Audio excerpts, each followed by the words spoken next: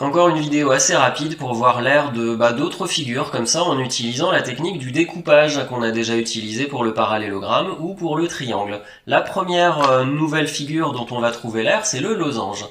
Bon, un losange, tu vois à peu près la tête que ça a, et tu sens que si on déplie en fait comme ça le losange, on obtient un rectangle. Qu'est-ce que j'appelle déplier? C'est comme si le losange, je l'avais coupé comme ça à l'aide de ses diagonales en 4 morceaux. Ce morceau-là, je le déplie là, ce morceau-là, je le déplie là, lui ici, et donc j'ai doublé l'aire du losange pour obtenir un rectangle, évidemment. Qu'est-ce que j'appelle petit d et grand d? C'est les longueurs des deux diagonales. Comment on va donc calculer l'aire de ce rectangle? En faisant le produit des deux diagonales, puisque c'est la longueur et la largeur du rectangle. Et comme nous voulons le losange qui est la moitié du rectangle, il va suffire de faire le produit des deux diagonales divisé par 2. Ce qui nous permet d'écrire, encore une fois par découpage, que l'aire du losange, c'est le produit des deux diagonales divisé par 2. Faisons la même chose pour un trapèze. Peut-être tu sais pas ce que c'est un trapèze, parce que c'est pas franchement au programme du collège. Un trapèze, c'est tout simplement une figure qui a deux côtés parallèles. Un parallélogramme, tu sais qu'il a tous ses côtés parallèles. S'il y a que deux côtés opposés qui sont parallèles, on appelle ça un trapèze. Et les deux côtés parallèles, tu les vois ici en haut et en bas, ça s'appelle les bases. C'est pour ça que je les ai appelés petit b et grand B pour la plus grande des deux.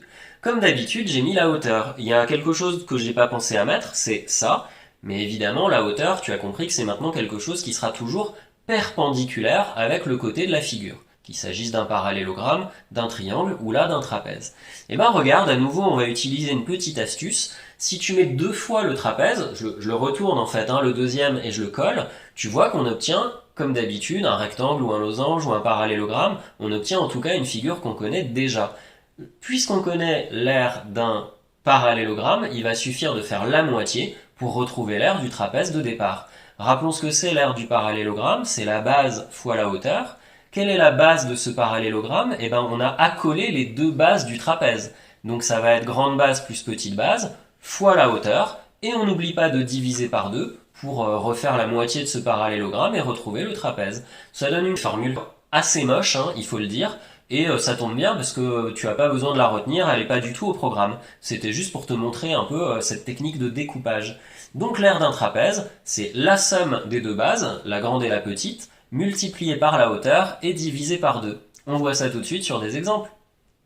Premier exemple, il s'agit d'un losange. Comment je le sais? Regarde les 4 petits codages sur tous les côtés. Tous les côtés sont les mêmes, il s'agit bien d'un losange. La formule dit quoi? Elle dit que l'aire d'un losange, je l'appelle A1, c'est le produit des deux diagonales divisé par 2.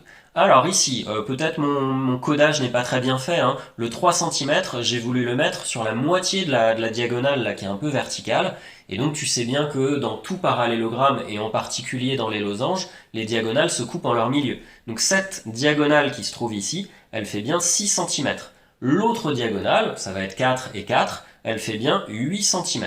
6 fois 8, 48, divisé par 2, nous trouvons 24 cm². C'est déjà fini. Et on peut passer à l'exemple du trapèze. Alors là, j'ai mis aucun codage. Il faudrait rajouter par exemple que ce côté-là et ce côté-là sont parallèles. Deux côtés parallèles, c'est bon, c'est un trapèze. Et on peut appliquer la formule.